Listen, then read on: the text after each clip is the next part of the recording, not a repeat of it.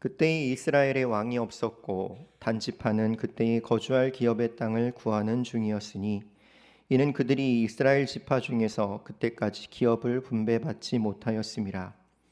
단자손이 소라와 에스다올에서부터 그들의 가족 가운데 용맹스런 5사람을 보내어 땅을 정탐하고 살피게 하며 그들에게 이르되 너희는 가서 땅을 살펴보라 하매 그들이 에브라임 산지에 가서 미가의 집에 이르러 거기서 유숙하니라. 그들이 미가의 집에 있을 때에 그 레위 청년의 음성을 알아듣고 그리로 돌아가서 그에게 이르되 누가 너를 이리로 인도하였으며 내가 여기서 무엇을 하며 여기서 무엇을 얻었느냐 하니 그가 그들에게 이르되 미가가 이러이러하게 나를 대접하고 나를 고용하여 나를 자기의 제사장으로 삼았느니라 하니라. 그들이 그에게 이르되 청하건대 우리를 위하여 하나님께 물어보아서 우리가 가는 길이 형통할는지 우리에게 알게 하라 하니 그 제사장이 그들에게 이르되 평안히 가라 너희가 가는 길은 여호와 앞에 있느니라 하니라. 이 5사람이 떠나 라이스에 이르러 거기에 있는 백성을 본즉 염려 없이 거주하며 시돈 사람들이 사는 것처럼 평온하며 안전하니 그 땅에는 부족한 것이 없으며 부를 누리며 시돈 사람들과 거리가 멀고 어떤 사람과도 상종하지 아니함이라. 그들이 소라와 에스다올에 돌아가서 그들의 형제들에게 이르매 형제들이 그들에게 묻되 너희가 보기에 어떠하더냐 하니 이르되 일어나 그들을 치러 올라가자. 우리가 그 땅을 본즉 매우 좋더라. 너희는 가만히 있느냐? 나아가서 그 땅을 얻기를 게을리하지 말라. 너희가 가면 평화로운 백성을 만날 것이요 그 땅은 넓고 그곳에는 세상에 있는 것이 하나도 부족함이 없느니라. 하나님이 그 땅을 너희 손에 넘겨주셨느니라 하는지라. 단지파의 가족 중 600명이 무기를 지니고 소라와 에스다올에서 출발하여 올라가서 유다에 있는 기럇 여야림에 진치니 그러므로 그곳의 이름이 오늘까지 마하네단이며 그곳은 기럇 여야림 뒤에 있더라. 무리가 거기서 떠나 에브라임 산지 미가의 집에 이르니라. 전에 라이스 땅을 정탐하러 갔던 5사람이 그 형제들에게 말하여 이르되 이 집에 에봇과 드라빔과 새긴 신상과 부어 만든 신상이 있는 줄을 너희가 아느냐? 그런즉 이제 너희는 마땅히 행할 것을 생각하라 하고 5사람이 그쪽으로 향하여 그 청년 레위 사람의 집 곧 미가의 집에 이르러 그에게 문안하고 단자손 600명은 무기를 지니고 문 입구에 서니라. 그 땅을 정탐하러 갔던 5사람이 그리로 들어가서 새긴 신상과 에봇과 드라빔과 부어 만든 신상을 가져갈 때에 그 제사장은 무기를 지닌 600명과 함께 문 입구에 섰더니 그 5사람이 미가의 집에 들어가서 그 새긴 신상과 에봇과 드라빔과 부어 만든 신상을 가지고 나오매 그 제사장이 그들에게 묻되 너희가 무엇을 하느냐 하니 그들이 그에게 이르되 잠잠하라 내 손을 입에 대라 우리와 함께 가서 우리의 아버지와 제사장이 되라. 내가 한 사람의 집에 제사장이 되는 것과 이스라엘의 한 지파 한 족속의 제사장이 되는 것 중에서 어느 것이 낫겠느냐 하는지라. 그 제사장이 마음에 기뻐하여 에봇과 드라빔과 새긴 우상을 받아 가지고 그 백성 가운데로 들어가니라. 아멘.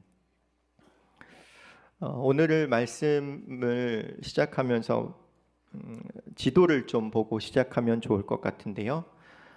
지금 보시는 지도는 이스라엘 12지파가 제비를 뽑아서 하나님께 기업으로 받은 땅의 경계를 표시한 지도입니다. 이스라엘은 애굽에서 탈출한 이후에 오랜 광야 생활을 끝내고 하나님께서 약속하신 가나안 땅으로 들어갑니다. 그리고 하나님께서 그 땅을 하나하나 점령하게 하셨죠. 가나안 땅을 대부분 다 점령했을 때에 이스라엘은 지파별로 그 땅을 나누어 가지고 남은 땅들은 지파별로 각각 점령하기로 합니다. 그 경계가 바로 여러분들이 보시는 이 지도입니다. 잘 안 보이시죠? 네. 잘 안 보이실 것 같아서 제가 다른 지도를 하나 더 준비했는데요. 색이 조금 달라서 보기 쉬우실 것 같습니다. 그런데 여러분 방금 보셨던 지도와 이 지도, 지금 보시는 지도에는 한 가지 차이점이 있습니다. 그 차이점이 무엇이냐면 가장 윗부분에 회색으로 보이는 단지파가 차지하고 있는 그 회색 땅이 조금 전에 보셨던 지도에는 없습니다. 다음 지도를 보시면 조금 더 확대된 지도를 보실 수 있는데요. 단지파 땅이 아래쪽에 빨간색 별표와 그리고 위쪽에 노란색 별표 땅에 두 개로 나뉘어 있는 것을 보실 수 있죠. 여러분, 왜 단지파는 이렇게 먼 두 곳에 땅을 갖게 된 것일까요?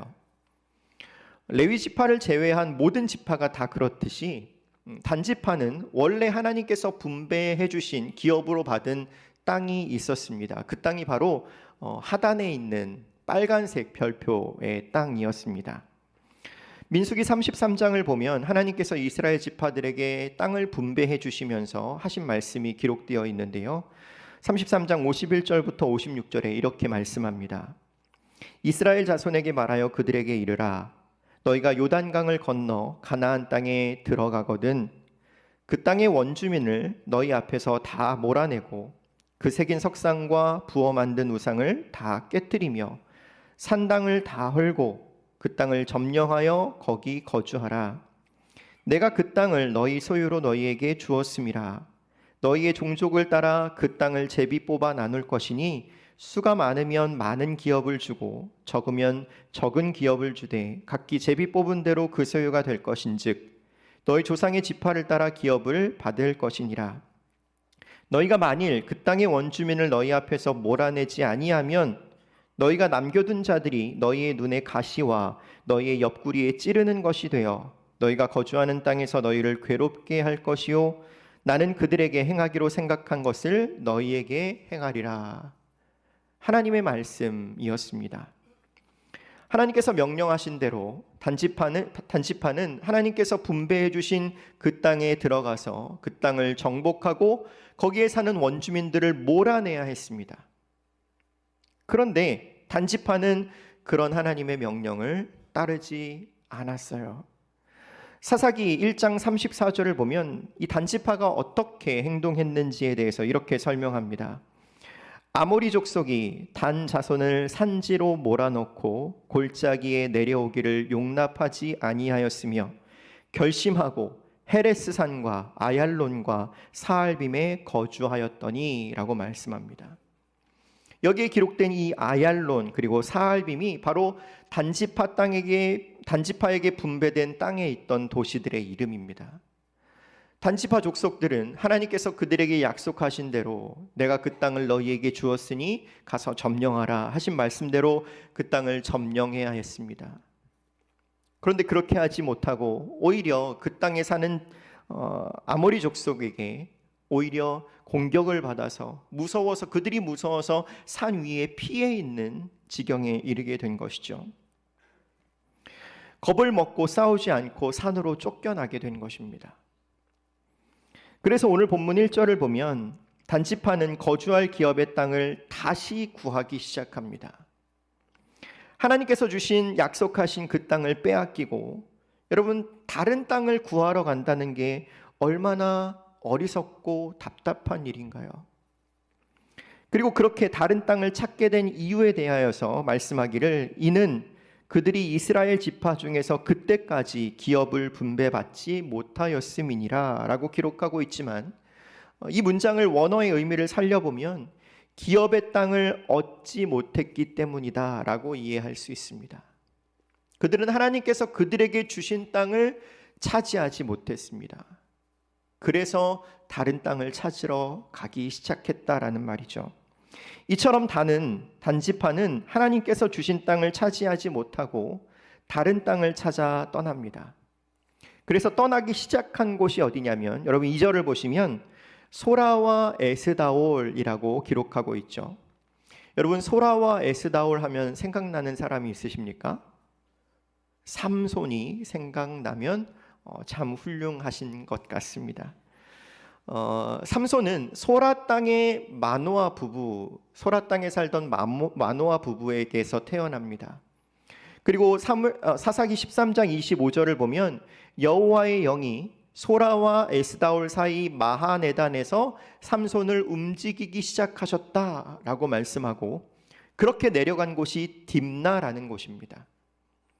지금 여기 등장하는 모든 이름들 소라 그리고 에스다올, 딥나, 이 모든 땅은 다 원래 단지파에게 하나님께서 주신 땅들입니다. 그런데 여러분, 삼손 시대의 이 땅은 누구의 지배를 받고 있었습니까? 블레셋의 지배를 받고 있었습니다. 시간적으로 오늘 본문 이 18장의 말씀이 삼손 이야기보다 훨씬 전에 있었던 일이니까, 사사시대 초기에 있었던 일이잖아요. 그러니까 이 단지파의 불순종으로 기업의 땅을 얻지 못했던 이 부작용이 사사시대 후기에서 살아가던 삼손의 때까지 그 땅을 온전히 차지하지 못한 시작점임을, 출발점임을 우리는 확인할 수 있는 것입니다. 다시 사사시대 초기로 돌아와서 소라와 에스다올에서부터 새로운 땅을 찾으려 한 단지파는 가장 용맹스러운 5사람을 뽑아서 새로운 땅을 정탐하러 보냅니다. 그렇게 정탐을 떠난 정탐꾼들은 단지파 바로 위쪽에 있는 에브라임 지파 땅에 있던 17장에서 소개된 미가의 집에서 하루를 머물게 되는데요.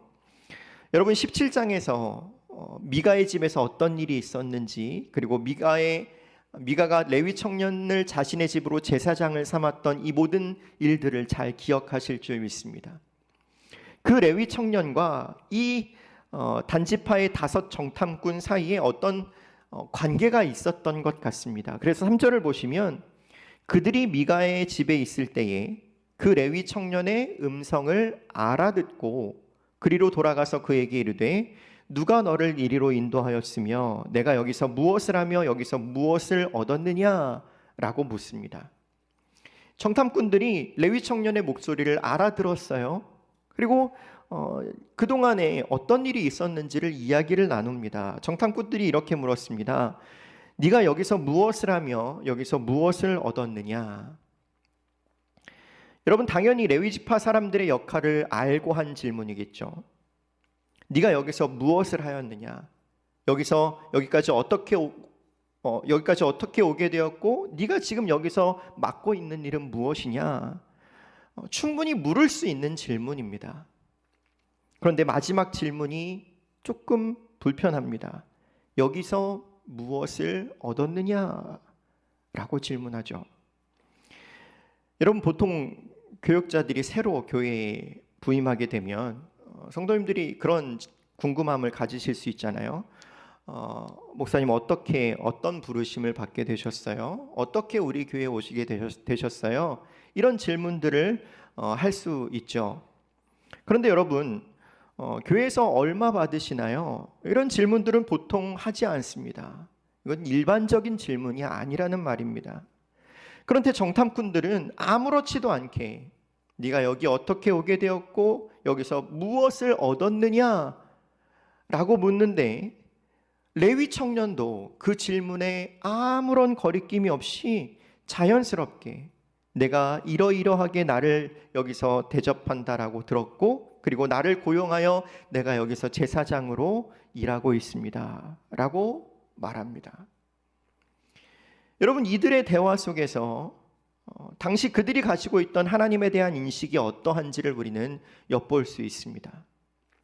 그들의 관심과 가치는 그들의 왕이신 하나님, 그들을 가나안까지 인도하신 하나님께 있지 않습니다. 그들의 관심과 가치는 오직 그들을 인도하셨던 하나님을 수단으로 삼아서 마치 하나님을 어떤 수호신처럼 여기면서 그 하나님을 도구로 그들의 유익을 채우는 어떤 도구로 여기고 있음을 우리는 발견할 수 있습니다. 이전에 2번에 걸쳐 살펴본 미가도 마찬가지고요. 이 레위 청년도 마찬가지고 그리고 단지파의 정탐꾼들도 이 사사시대 초기에 그 누구도 하나님을 하나님답게 여기는 사람이 없습니다. 자기의 유익의 수단으로만 여기고 있는 거죠. 하나님이라는 이름을 부를 뿐 하나님을 왕으로 여기지 않고 자기가 왕이 된 사람들의 모습 투성이입니다. 레위 청년이 이 집의 제사장이 되었다라는 말에 단지파의 정탐꾼들이 그 땅을 정탐하러 가기 전에 이 제사장에게 우리를 위해, 우리의 앞길을 위해서 하나님께 좀 물어봐 달라, 우리의 길이 형통할지 또는 험난할지를 알려달라, 이렇게 요청합니다. 이 요청을 받은 레위 청년이 어떻게 행동합니까? 정탐꾼들은 하나님 앞에 물어봐 달라 요청했지만 레위 청년은 하나님께 묻지 않습니다. 그리고는 너희 가는 길이 여호와 앞에 있으니 평안히 가라, 이렇게 이야기하죠. 여러분, 이것이 하나님께로부터 나온 하나님의 뜻이 아님을 우리는 확신할 수 있습니다. 여러분, 이것은 하나님의 뜻이 아닙니다. 그럼에도 불구하고 정탐꾼들은 그 말에 위안을 받고 단지파 땅에서 북쪽으로 160km나 떨어진 라이스 땅에 가서 그 땅을 정탐합니다. 그 경로를 다시 한번 지도로 살펴보시면 단지파로부터 출발한 정탐꾼들이 그 바로 위에 있는 에브라임 땅에 위치한 미가의 집에 들렸다가 저 위에 있는 북쪽 끝에 있는 라이스 땅까지 올라가는 경로인 것을 확인할 수 있습니다. 애초에 하나님의 명령대로 그들에게 주신 기업의 땅을 정복했다면 여러분, 이런 고생을 할 필요도 없었을 텐데 단지파 사람들은 지금 하지 않아도 될 고생을 자처하고 있는 거죠. 그렇게 그 땅을 정탐하고 소라와 에스다올로 돌아온 정탐꾼들은 그 땅이 어떠한지 단지파의 형제들이 묻자 그 정탐꾼들이 하는 말이 8절에 이르되 일어나 그들을 치러 올라가자 우리가 그 땅을 본즉 매우 좋더라 라고 대답합니다. 여러분, 하나님께서 그들에게 약속하신 땅보다 더 좋은 땅이 있을 수 있을까요? 그럴 수는 없습니다. 하나님께서 그들에게 주신 땅이 가장 그들에게 적합하고 좋은 땅이었습니다.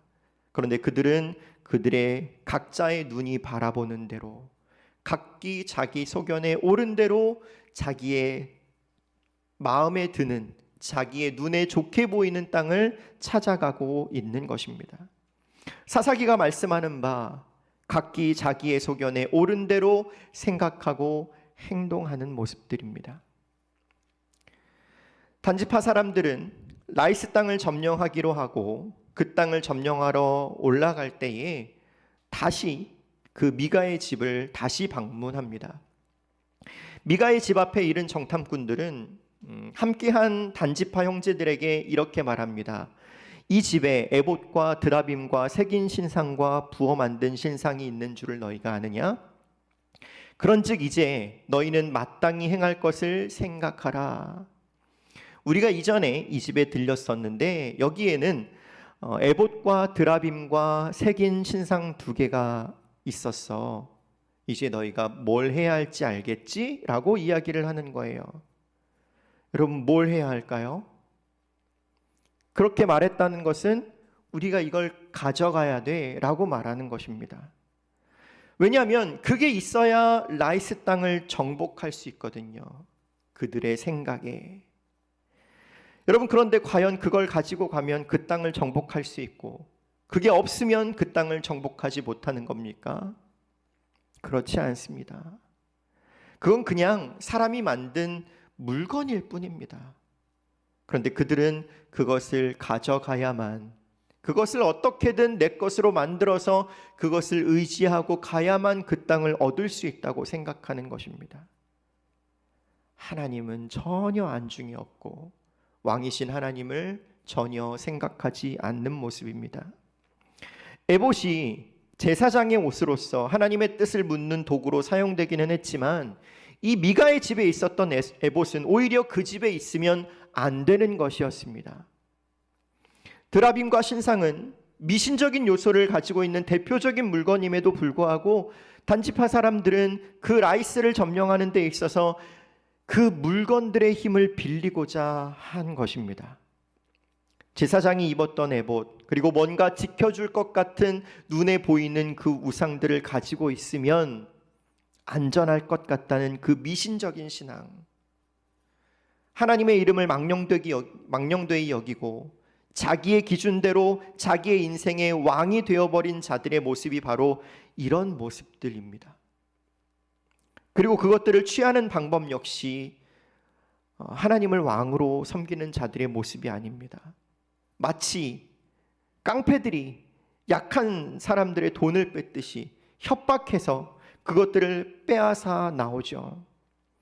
집주인인 미가에게도 이야기하지 않고 그 집에 있는 에봇과 드라빔과 신상을 가지고 나옵니다. 여러분, 도둑질하는 겁니다. 왜 그렇습니까? 이게 있어야만 우리가 안전하기 때문입니다.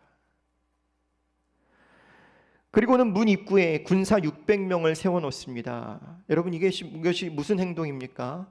협박하는 거죠. 무언의 압박입니다. 이걸 제공하지 않으면 너희가 어떻게 될 줄 알지? 라고 하는 일종의 협박의 모습이죠. 여러분, 지금 이 일이 어떤 사람들 사이에서 벌어지는 일입니까? 에브라임 지파 사람 집에서 레위 사람과 단지파 사람 사이에서 벌어지고 있는 일들입니다. 여러분, 에브라임 지파, 레위 사람, 단지파 다 어떤 사람들입니까? 하나님께서 선택하신 하나님의 백성들입니다. 어떻게 하나님의 백성들 사이에서 이런 일들이 벌어질 수 있는 것입니까? 여러분, 이런 말도 안 되는 이야기가 그저 그 사사시대에 있었던 먼 이야기라고 생각하지 않으시면 좋겠습니다. 다른 사람에게 적용하지 말고 우리 각자 스스로에게 적용해 보는 겁니다. 이렇게 극단적인 모습은 아닐지라도 여러분, 우리가 무의식적으로 생각하는 우리의 생각의 흐름 속에 우리가 생각하지 못하는 어떤 영역에서 충분히 있을 수 있는 모습들이 아닙니까? 사사기는 사사시대 사람들을 평가하라고, 우리가 그들을 평가하라고 하나님께서 우리에게 주신 말씀이 아닙니다. 우리는 그들보다 조금 더 나은 사람이라고 하나님께서 위로해 주시기 위해 주신 말씀도 아니죠. 여러분, 그들과 우리는 별반 다를 것이 없는 사람입니다. 성령 하나님께서 깨닫게 하시는 은혜를 주시기를 간절히 바라고 소망합니다.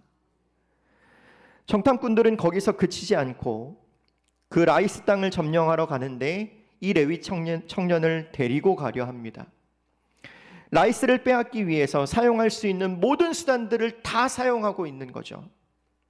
자기들의 형제들을 데리고 군사들을 이끌고 또 그 땅을 점령하기 위해서 그들이 의지하는 우상들을 가지고, 그리고 하나님 편에 서 있는 제사장도 함께 데리고 가려고 하는 것입니다. 그러면서 레위 청년을 이렇게 꼬십니다. 우리와 함께 가서 우리와 우리의 아버지와 제사장이 되라. 내가 한 사람의 집에 제사장이 되는 것과 이스라엘의 한 지파 한 족속의 제사장이 되는 것 중 어느 것이 낫겠느냐? 여러분, 우리와 함께 가서 우리의 아버지와 제사장이 되라. 여러분, 이 말을 어디서 들어본 적 있지 않으십니까? 이 말은 미가가 레위 청년을 자신의 집에 제사장으로 데리고 올 때 한 말입니다. 나를 위하여 아버지와 제사장이 되라. 그와 똑같은 이야기를 지금 단지파 사람들도 이 레위 청년에게 똑같이 하고 있는 것입니다. 그러면서 한 집의 제사장이 되는 것과 한 지파의 제사장이 되는 것 중에 어느 것이 낫겠느냐 라고 물으면서 레위 청년의 마음을 흔들어 놓는 것입니다. 여러분, 레위 청년이 어떻게 했을까요? 20절을 보시면 그 제사장이 마음에 기뻐하여 에봇과 드라빔과 새긴 우상을 받아가지고 그 백성 가운데로 단지파에게로 들어갑니다. 눈앞에 있는 이익을 위해서 미가의 집에 제사장이 되기를 서슴지 않았던 이 레위 청년은 더 큰 조건을 제시하는 단지파 앞에서 기뻐하며 단지파의 제사장이 되는 겁니다. 그의 가치의 기준에는 하나님이 전혀 있지 않습니다. 쉽게 표현하면 이렇게 대입할 수도 있지 않을까요? 여러분, 어떤 기업을 선택함에 있어서, 어떤 직장을 선택함에 있어서 그 직장을 선택하는 여러 가지 기준 중에 물론 연봉이 중요한 요소가 될 수 있겠죠. 그런데 그 선택하고자 하는 어떤 기업이 연봉보다 더 큰 것들을 잃어버려야 하는 어떤 기업이라면, 거짓되고 불성실하고 세상적으로 이익을 끼치지 않는 기업이라면, 여러분 얼마나 많은 돈을 우리에게 준다 하더라도 여러분 그 직장을 선택하는 데 있어서 그것이 우리의 신앙의 기준으로서 맞는 길인지 아닌 길인지를 판단할 수 있는 기준이 있느냐로 생각할 수도 있는 문제인 것입니다. 여러분의 가치의 기준은 어디에 있습니까? 하나님께 있습니까? 아니면 눈앞에 있는 나의 이익에 있습니까? 그들은 결국 힘으로 한가로이 살아가던 라이스 땅에 살던 사람들을 다 죽이고 그 땅을 점령합니다. 그리고 그 성읍의 이름을 단이라고 고치고 그들의 땅으로 삼게 되죠. 여러분, 그런데 오늘 본문은 이 이야기를 마무리하면서 중요한 사실을 한 가지 이야기하고 있습니다. 이 레위 청년이 누구인가 하는 것인데요. 읽지는 않았지만 30절을 보시면 앞서 계속해서 등장했던 이 레위 청년을 소개하기를 이렇게 소개합니다. 단 자손이 자기들을 위하여 새긴 신상을 세웠고 모세의 손자요 게르솜의 아들인 요나단과 그의 자손은 단 지파의 제사장이 되어 그 땅 백성이 사로잡히는 날까지 이르렀더라 라고 말씀합니다. 이 레위 청년의 이름은 요나단입니다. 그리고 모세의 손자입니다. 여러분, 왜 성경은 이 이야기를 계속 이끌어가면서 그 청년의 이야기를 밝히지 않다가 마지막에 이 사실을 넌지시 던져놓고 있는 것일까요? 그 이유는 이 청년의 태생이 엄청난 파급력을 갖고 있었기 때문입니다. 여러분, 성경에서 이 아들이라는 표현이 후손이라는 의미로도 쓰이는 표현이기 때문에 우리가 흔히 말하는 어떤 할아버지의 아들의 손자를 직접적인 손자를 가리키는 것은 아닐지라도 이스라엘에서 이 모세가 가지고 있는 영향력을 생각할 때 이 말씀을 읽는 독자들에게 이 사실은 엄청난 충격이었을 것입니다. 모세의 후손이 그랬다고? 어떻게 그럴 수가 있어? 성경은 이 말씀을 읽는 이스라엘 자손들에게 이 제멋대로인 청년이 바로 모세의 후손이라고 이야기하고 있는 것입니다. 미가의 어머니의 잘못된 교육이 미가를 망쳐놓았습니다. 그리고 그 미가가 본래 제사장이 될 수 없는 사람을 제사장으로 삼았습니다. 그리고 단지파 사람들은 이 제사장이 하나님을 대신해 줄 수 있을 것이라고 믿고 단지파의 제사장으로 삼고 라이스로 올라가 그 땅을 정복했습니다. 그리고 단 자손은 미가의 집에서 가져온 그 신상을 그들의 지파 안에 두고 계속해서 그것을 의지하며 살았습니다.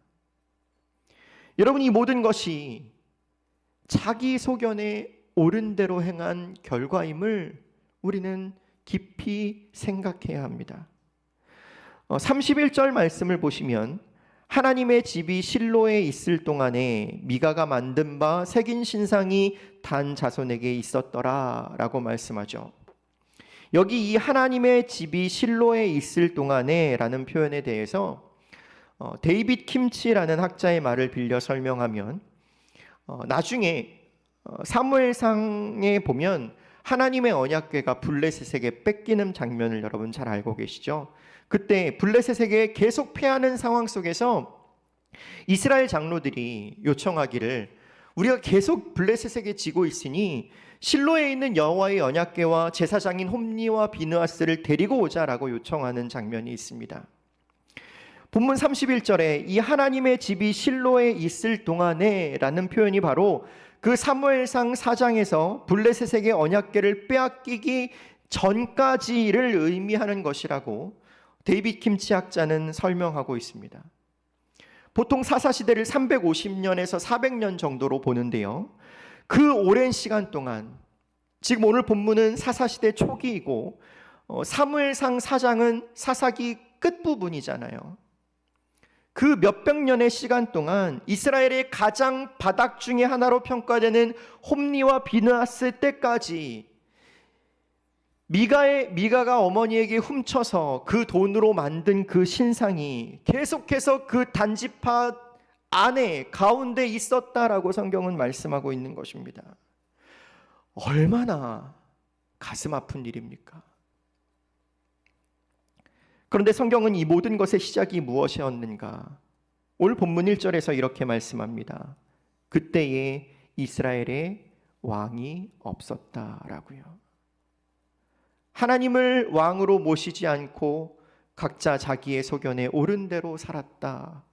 그것이 이 이야기의 시작이다라고 말씀하는 것입니다.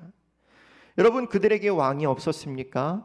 아닙니다. 하나님은 항상 그들 가운데 왕으로 계셨습니다. 그런데 그 하나님을 왕으로 여기지 않았을 뿐이죠.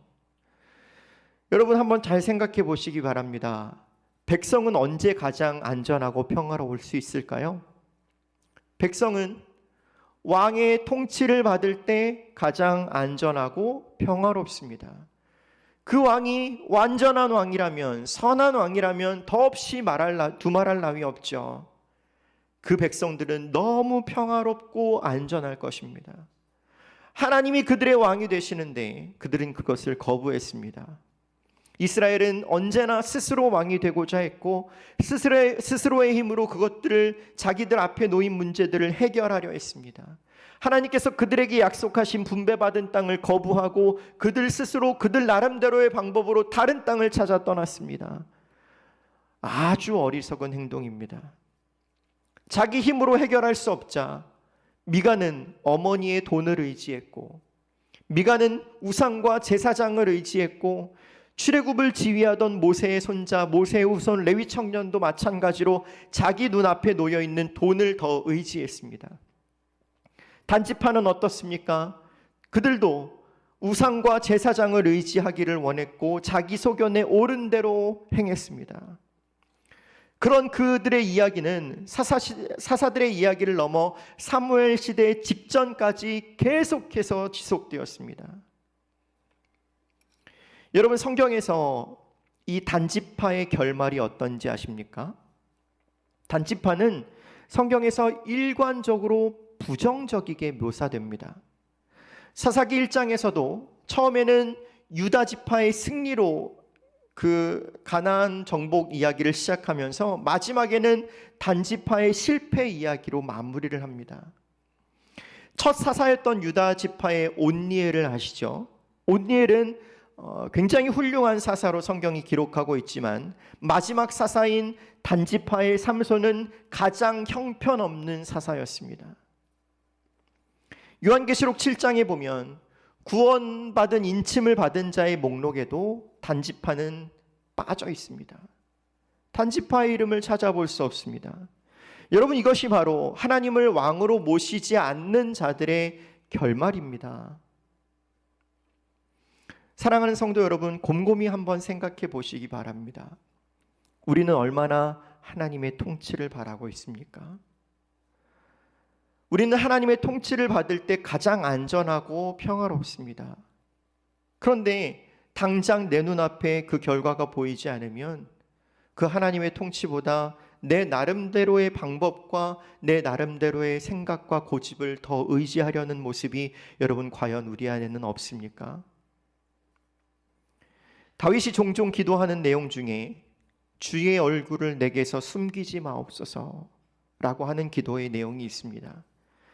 여러분, 다윗은 그 어느 것보다 하나님의 얼굴을 보지 못하는 것을 두려워했습니다. 하나님이 나를 바라봐 주시지 않으면, 하나님이 나를 긍휼히 여겨주시지 않으면 하나님, 나는 소망이 없습니다 라고 하는 그 다윗의 가난한 마음이 여러분 우리에게도 가득할 수 있기를 간절히 바라고 소망합니다. 마치 어린아이가 엄마의 얼굴이 보이지 않을 때 가장 두려워하듯이 다윗은 그 어떤 것보다 하나님을 찾고 갈망했습니다. 그래서 시편 27절 4절에서 27편 4절에서 이렇게 기도하는데요. 우리 함께 이 말씀을 읽고 말씀을 마치면 좋겠습니다. 우리 시편 27편 4절 말씀 함께 같이 읽겠습니다. 내가 여호와께 바라는 한 가지 일 그것을 구하리니 곧 내가 내 평생에 여호와의 집에 살면서 여호와의 아름다움을 바라보며 그의 성전에서 사모하는 그것이라. 아멘. 여러분, 그렇게 하나님만 의지하고 갈망하는, 하나님의 통치를 소망하는 우리 송파주에게 모든 성도님들이 되실 수 있기를 간절히 바랍니다. 다른 것들을 왕으로 우상으로 삼고 있다면 여러분, 그것들을 내려놓는 우리 모두가 되기를 바랍니다. 여러분의 우상은 무엇입니까? 여러분들이 하나님보다 더 중요하게 생각하고 더 긴급하게 의지하는 것들은 무엇입니까? 그것이 죄송하지만 없다고 말할 수는 없는 것 같습니다. 저도 마찬가지이고요. 여러분, 그것들을 내려놓고 주님만 의지하고 주님만 소망하고 주님만 사랑함으로써 주님 안에서 누릴 수 있는 최고의 만족과 기쁨과 평안을 누리는 우리 모두가 되기를 간절히 바라고 소망합니다.